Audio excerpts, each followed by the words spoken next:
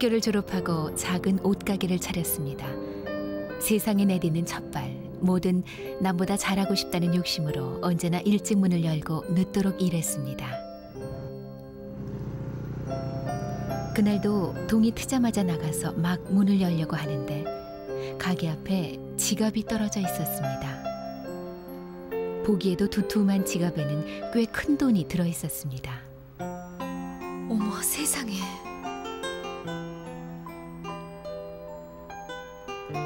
횡재를 했다고 그냥 갖는 건 양심이 허락질 않아 주인을 찾아주기로 했습니다.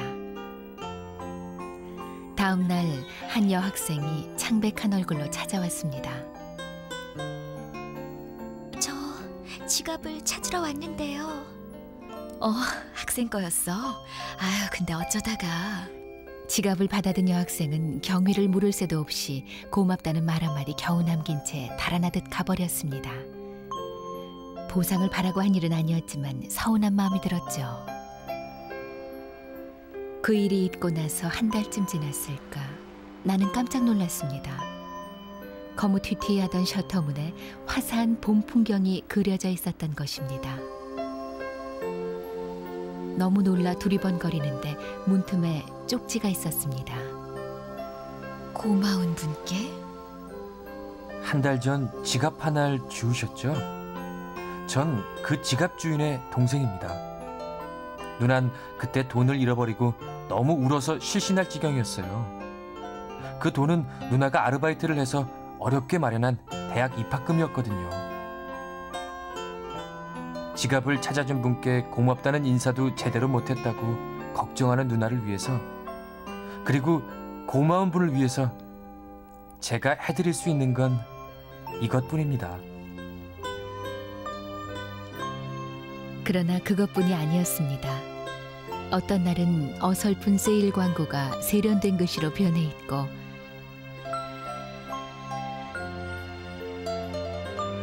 봄이 지나 여름이 오면 시원한 여름 풍경이, 가을이면 가을 풍경이 마치 마술처럼 가게 문을 장식했습니다. 나는 그 마음씨 고운 동생을 꼭 한번 만나보고 싶었습니다.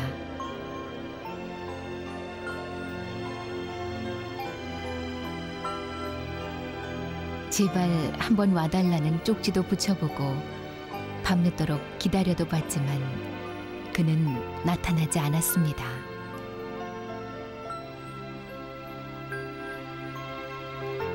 그렇게 3년이란 세월이 흘러 나는 가게를 아는 후배에게 넘기고 결혼을 했습니다. 그런데 어느 날 그 후배가 전화를 걸어 호들갑을 떨었습니다. 올해도 어김없이 가게 문에 여름이 왔다고요.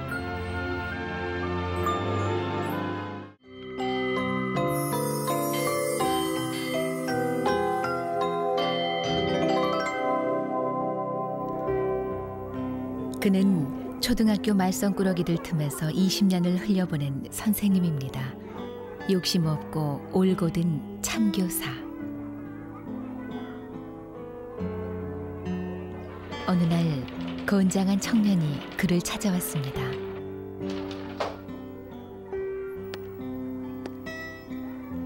교실 바닥에 엎드려 넙죽 절부터 한 청년은 20년 전 그의 품을 떠난 제자였습니다. 선생님, 저 알아보시겠습니까? 아니, 자네는? 선생님은 빛바랜 기억 속에서 한 코올리게를 찾아냈습니다. 가난에 절어 언제나 기가 죽어있던 아이. UN 국제아동기금에서 나눠주는 옥분죽과 우유가루를 너무 많이 먹고 설사를 해서 친구들의 놀림감이 된 일도 있었습니다. 아니, 이 녀석. 녀석아, 바지허리 꽉 잡아라.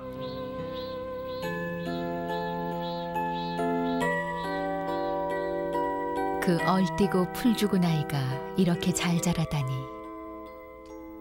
제자는 놀라움과 반가움에 어쩔 줄 모르는 선생님을 집으로 모셔갔습니다.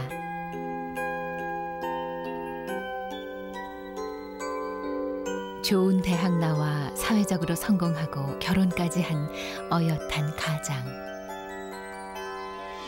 그가 융숭한 저녁상을 물린 뒤 서랍 깊숙한 곳에서 노란 봉투 하나를 꺼내놓았습니다.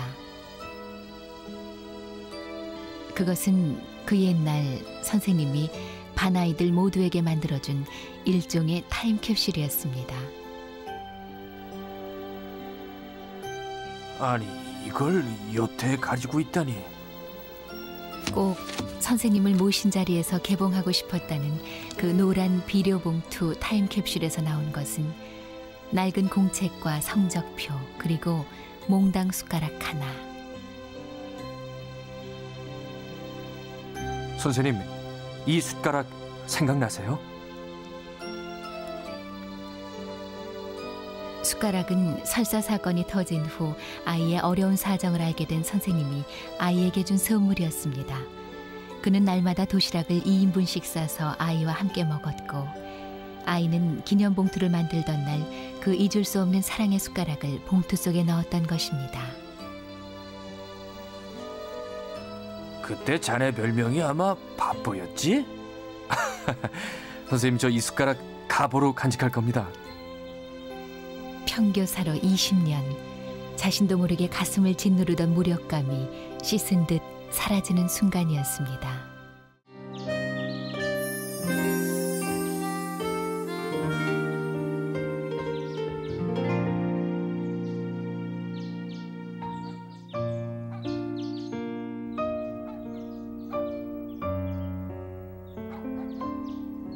가파른 달동네 언덕 끝, 그 집엔 가난히 살고 있었습니다. 사회복지사인 내가 그 누추한 문을 두드렸을 때 집에서 나온 주인은 화상으로 얼굴이 반쯤 일그러진 여자였습니다. 나는 잠시 당황했지만 곧 마음을 가다듬고 안으로 들어갔습니다. 2평이나 될까, 쾌쾌하고 비좁은 방에는 그녀와 어린 딸만이 살고 있었습니다.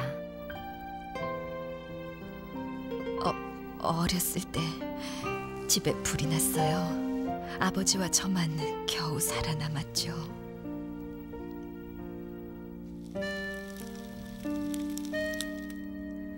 상처투성이가 된 아버지는 술로 세월을 보냈고 걸핏하면 손찌검을 해댔습니다. 에이, 이놈의 세상. 그래, 죽자, 죽어. 그녀의 아픔을 껴안은 건 앞 못 보는 남편이었습니다. 그러나 행복은 아주 짧게 그녀를 스쳐갔습니다. 남편마저 세상을 뜨고 생계가 막막해진 판에 화상을 입은 얼굴로 할 수 있는 거라곤 구걸뿐이었다는 서러운 사람.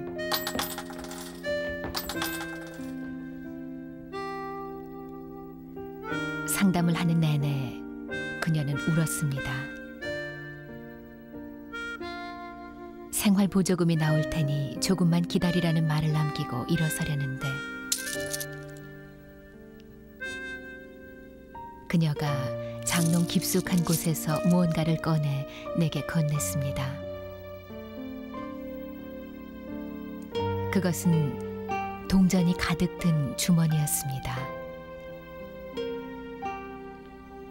혼자 약속한 게 있어요. 구걸에서 1,000원짜리가 나오면 생활비로 쓰고 500원짜리는 시력을 잃어가는 딸아이 수술비로, 그리고 100원짜리가 나오면 나보다 어려운 이웃들을 돕는 데 쓰겠다고요. 좋은 데 써주세요.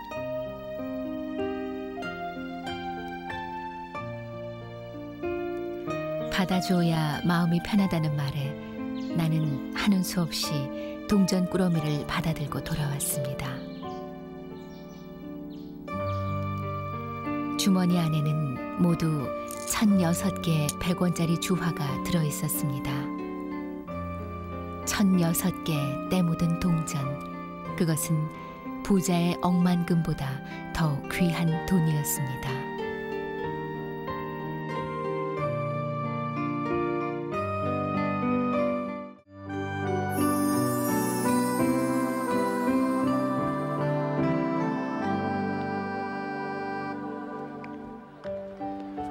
한 젊은이가 아이빌리그에 소속된 대학에서 미식 축구 선수로 뛰고 있었습니다.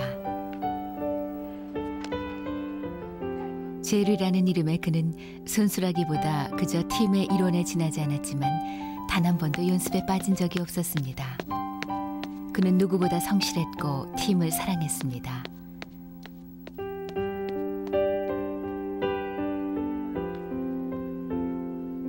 그는 또한 지극한 효자였습니다.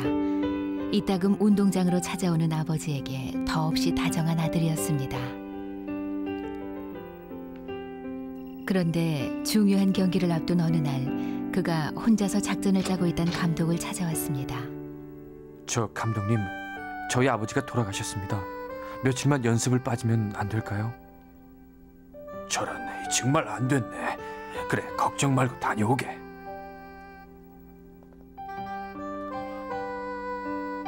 며칠 뒤 장례를 치르고 돌아온 그가 비장한 얼굴로 말했습니다. 저 감독님, 내일 경기에 절 스타팅 멤버로 써주십시오. 감독은 망설였지만 그 간절한 청을 차마 거절할 수가 없었습니다.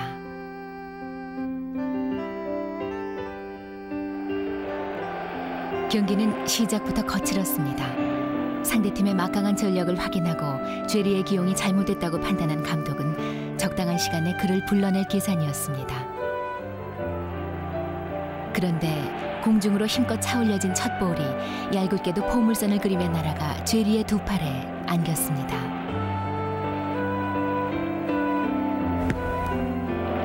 이런, 안 돼. 죄리는 볼을 껴안은 채 날렵하게 수비수를 제쳤습니다. 그리고 다음 순간 아무도 죄리 자신조차도 믿을 수 없는 일이 벌어졌습니다. 그가 첫 득점을 올린 것입니다. 불가능하다고 믿었던 경기에서 승리를 거둔 선수들은 날듯이 기뻐했습니다.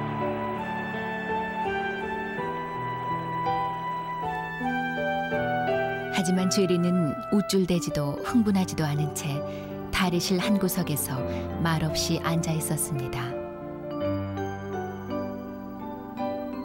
감독이 죄리에게 다가갔습니다. 아니, 제리, 대체 어떻게 된 건가? 잘했어. 정말 잘했다고. 고개를 떨구고 있던 죄리가 말했습니다. 아버진 시각장애인이셨습니다.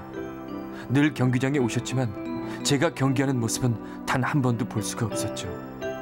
하지만 이제 돌아가셨으니 오늘 처음으로 아들이 뛰는 걸 보셨을 겁니다. 죄리는 하늘나라에서 내려다볼 아버지를 위해 생애 최고의 경기를 했던 것입니다.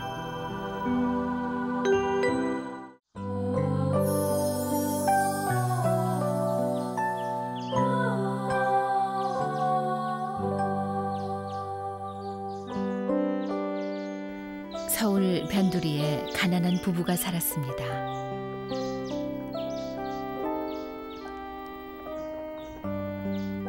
당신 오늘 알죠? 자, 알았어요. 일찍 끝낼 테니 걱정 말아요. 가요, 얼른.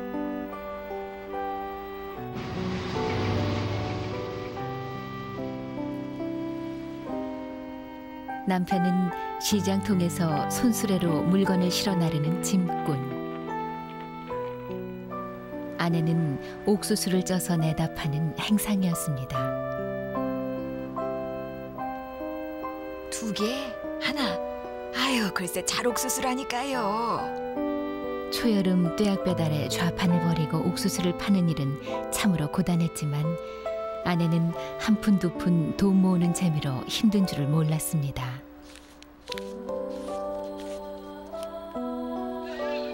그날은 남편의 생일이었습니다. 아내는 다른 날보다 일찍 장사를 끝낸 뒤 남편을 위해 선물을 사고 고기며 찬거리들을 한아름 장만했습니다.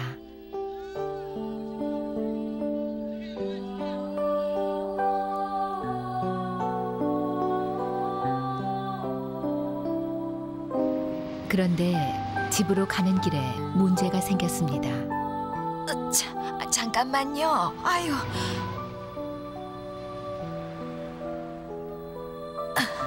아유. 아이고. 많은 짐을 머리에 이고 힘겹게 올라타는 아내를 버스는 번번이 기다려주지 않았습니다. 아유, 벌써 몇 번째야. 이거 큰일 났네. 아내는 하는 수 없이 걷기로 했습니다. 집까지는 2시간이 넘게 걸리는 거리. 서름이 복받쳐 눈물이 흘렀습니다. 남편은 아내가 밤늦도록 돌아오지 않자 속상했다가 화가 났다가 끝내는 속이 까맣게 타들어갔습니다. 얼마나 지났을까 멀리서 터벅터벅 걸어오는 아내. 남편은 얼른 손수레를 끌고 달려가 짐부터 받아 실었습니다. 아니, 왜 이렇게 늦었어? 왜 늦었냐는 다그침에 아내는 눈물을 펑펑 쏟으며 말했습니다. 짐이 많아서 차를 탈 수 없었다고. 남편은 가여운 아내의 말에 눈물이 핑 돌았지만 들키지 않으려고 애써 웃으며 아내를 번쩍 안아 손수레에 태웠습니다. 자, 여왕님, 그럼 지금부터는 제가 모시겠습니다. 아이, 당신도. 남편이 끄는 낡은 손수레. 퉁퉁 부은 발만큼 마음이 부어있던 아내에게 그것은 세상 그 어떤 차보다 안락한 자가용이었습니다.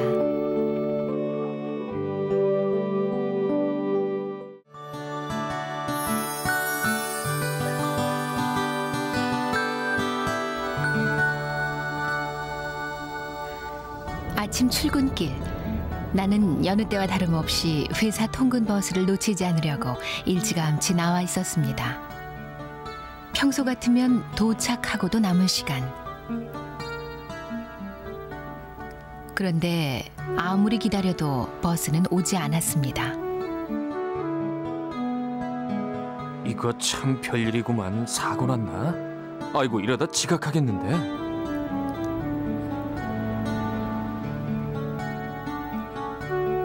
초조한 마음에 택시를 탈까 지하철로 갈까 별의별 궁리를 다 하고 있을 때 멀리서 통근 버스가 모습을 드러냈습니다. 채, 지각은 겨우 면하겠군. 그런데 이게 웬일입니까? 이봐요! 이봐요! 버스는 그냥 쌩 하고 정류장을 지나쳐 버렸습니다.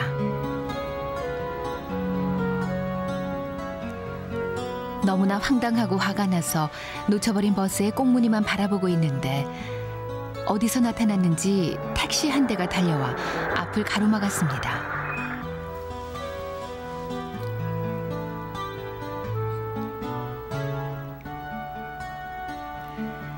나이가 지긋한 택시기사가 창문을 열고 소리쳤습니다. 통근 버스 놓치셨죠? 자자, 어서 타세요. 내가 얼떨결에 택시에 올라타자 속력을 내기 시작했습니다.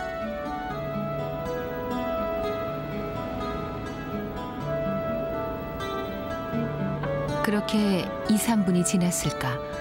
갑자기 정신이 든 나는 택시가 왜 나를 태웠을까? 통근 버스를 놓친 건 어떻게 알았을까? 의문이 생겼습니다.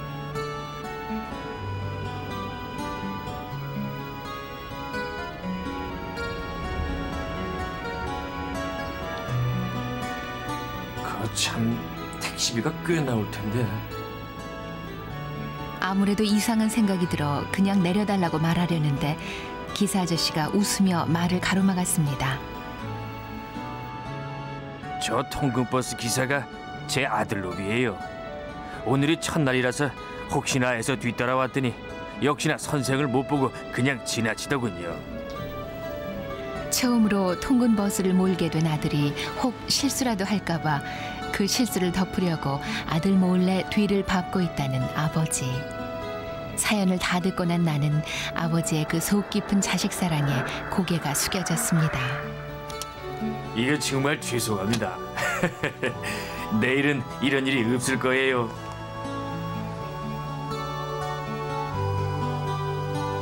아버지는 아들의 잘못을 몇 번이나 사과한 뒤 택시를 몰고 떠났습니다.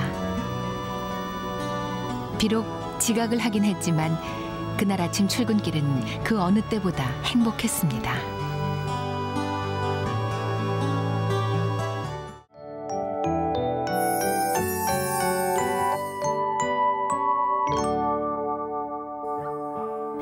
애견센터에 강아지 5마리가 들어왔습니다.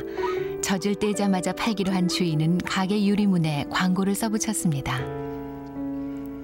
강아지를 판다는 광고는 동네 꼬마 손님들의 시선을 끌기에 충분했고,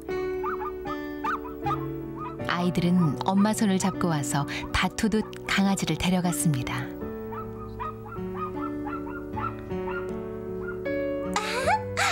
예쁘다. 가게 앞엔 강아지가 1마리, 2마리 팔려나갈 때마다 속이 타는 소년이 있었습니다.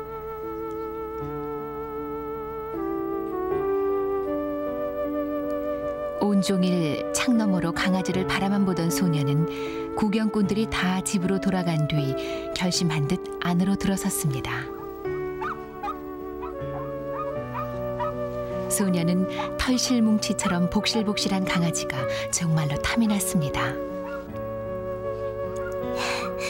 안녕.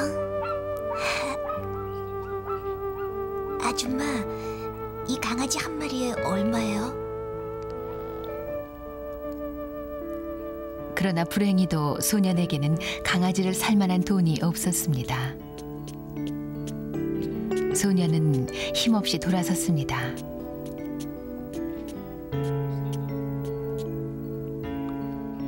풀죽어 집으로 돌아간 소년의 머릿속은 온통 강아지 생각뿐. 하지만 돼지 저금통을 털어도 강아지를 살 돈은 못 됐습니다. 다음 날도 그 다음 날도 소년은 가게 앞을 서성였고, 그 모습이 딱해 보인 주인은 소년에게 강아지들과 놀 시간을 주고 싶었습니다. 예, 이리 들어와서 강아지들과 놀아줄래? 정말 그래도 돼요? 소년이 가게 안으로 들어가자 강아지 1마리가 꼬리를 치며 달려나왔습니다. 그런데 녀석은 한쪽 다리를 저는 불구였습니다. 선천적으로 다리 관절에 이상이 있어 평생을 절름발이로 살아가야 한다는 강아지. 소년은 그 강아지를 사고 싶었지만 주인은 불구가 된 강아지를 돈을 받고 팔 수는 없다고 했습니다. 네가 정말 아픈 강아지를 데려가겠다면 그냥 줄게. 좋아할 줄 알았던 소년의 반응은 의외였습니다. 다리가 아프다고 공짜로 가져갈 수는 없어요. 그렇지만 달리지도 못하고 너랑 놀아줄 수도 없잖니? 소년은 말없이 바지 한쪽을 걷고 금속 교정기로 지탱하고 있던 다리를 보여주었습니다.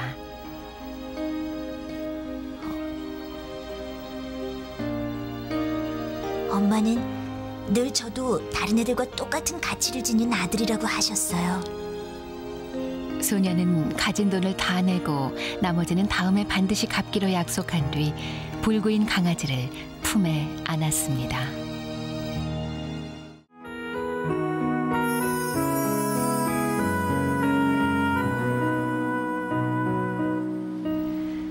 아내는 전화 상담원입니다.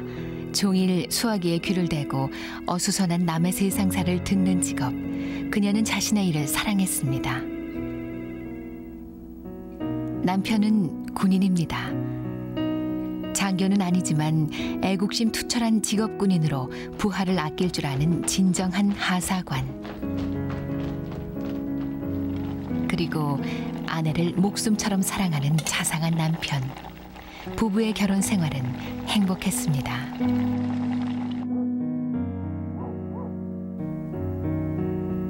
그런데 아내의 눈에 이상이 생겼습니다. 밤만 되면 자꾸 침침해진다는 걸 안약만 넣고 견뎠는데 대수롭지 않게 아픔을 묵혔다가 비용이 커져 수술까지 하게 됐습니다.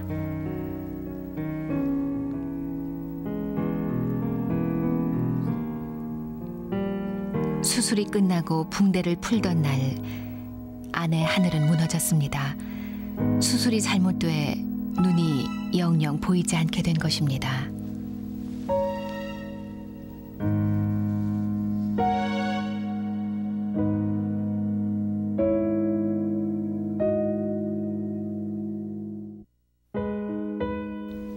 퇴원한 아내는 온종일 방 안에 틀어박혀 울기만 했습니다. 절망 속에 한 달이 지나고 두 달이 지나고 1년이 흘렀습니다. 기운을 추스린 아내는 다시 일을 하고 싶었지만 출퇴근이 문제였습니다. 남편은 아내가 눈 감고도 집에서 회사까지 가는 길을 훤히 알 수 있도록 돕기로 했습니다.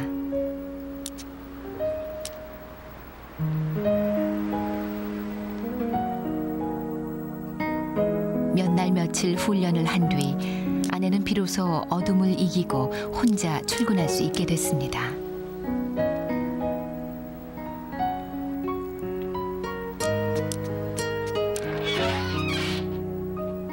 다행히 상담은 그녀가 눈 감고도 하던 일이라 별 어려움이 없었습니다.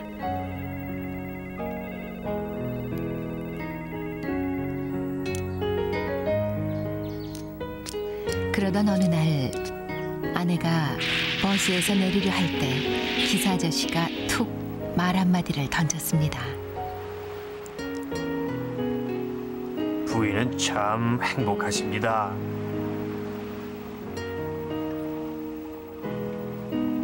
네? 무슨 말씀이세요? 저기서 매일 아침 부인을 지켜보는 분이 계시거든요.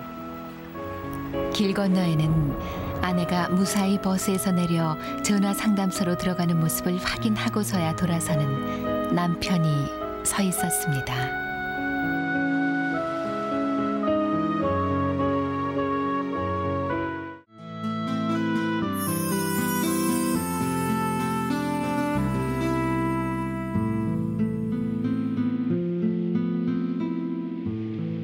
한 남자가 네 팔에 눈 덮인 산길을 걷고 있었습니다.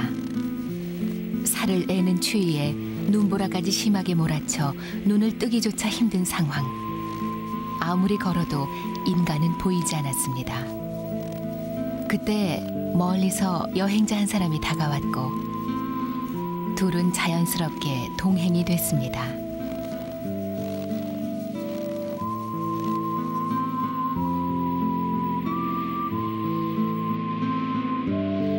동행이 생겨 든든하긴 했지만 말 한마디 하는 에너지라도 아끼려고 묵묵히 걸어가는데 눈길에 웬 노인이 쓰러져 있었습니다. 그대로 두면 눈에 묻히고 추위에 얼어 죽을 게 분명했습니다.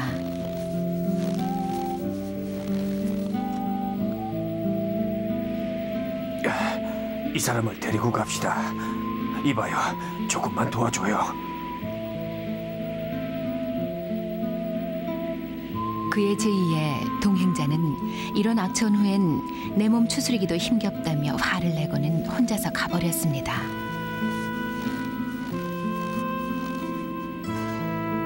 그는 하는 수 없이 노인을 업고 가던 길을 재촉했습니다.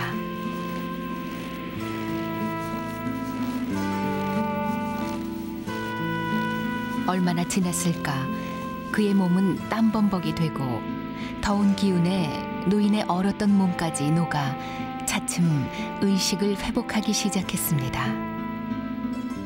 두 사람은 서로의 체온을 난로 삼아 춥지 않게 길을 갈 수 있었습니다.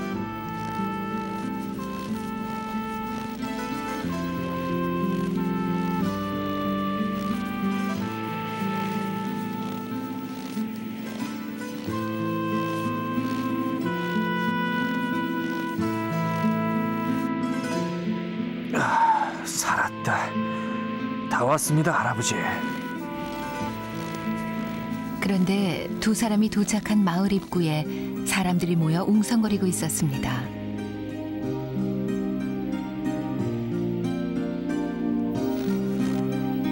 무슨 일일까 그는 인파를 헤치고 들여다봤습니다. 사람들이 에워싼 눈길 모퉁이엔 한 남자가 꽁꽁 얹채 쓰러져 있었습니다.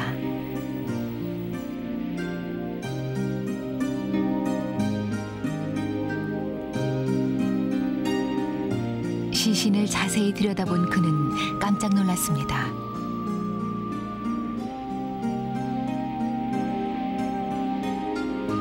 마을을 코앞에 두고 눈밭에 쓰러져 죽어간 남자는 바로 자기 혼자 살겠다고 앞서가던 그 동행자였기 때문입니다.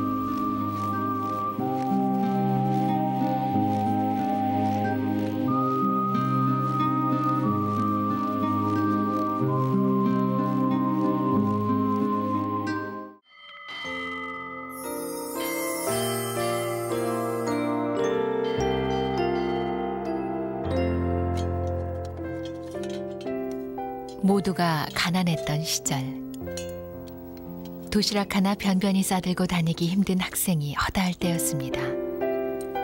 옆자리 친구도 그랬습니다. 반찬은 언제나 시커먼 콩자반 한 가지. 소시지와 햇님 같은 계란 부침이 얹혀있는 내 도시락과는 정말 달랐습니다. 게다가 친구는 항상 도시락에서 머리카락을 골라낸 뒤 아무렇지도 않다는 듯 밥을 먹었습니다. 그 불결한 발견은 매일같이 되풀이됐습니다.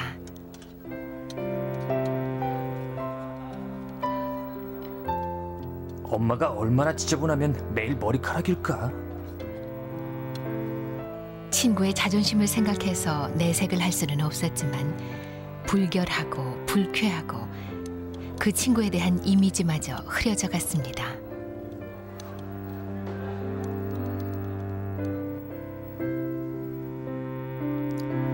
어느 날 방과 후에 그 친구가 나를 붙들었습니다. 별일 없으면 우리 집에 가서 놀자.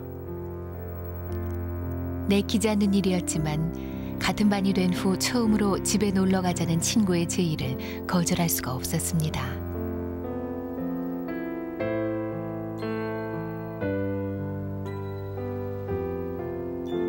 친구를 따라간 곳은 서울에서도 가장 가파른 달동네였습니다.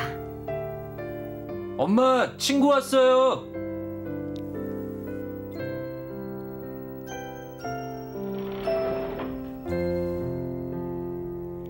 친구의 들뜬 목소리에 삐거덕 방문이 열리고 늙으신 어머니가 모습을 드러냈습니다.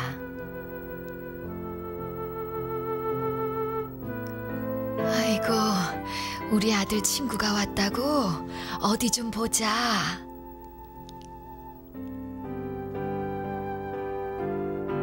그런데 방문을 나선 어머니는 기둥만 더듬으며 두리번거릴 뿐 앞을 보지 못하는 분이셨습니다. 나는 콧날이 시큰해져서 아무 말도 할 수가 없었습니다.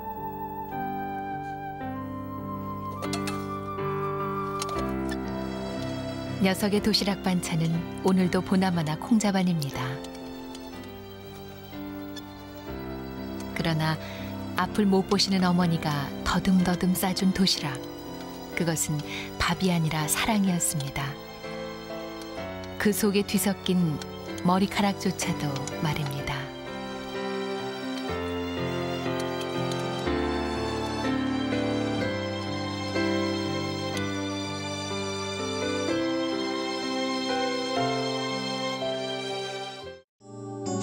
KBS KBS KBS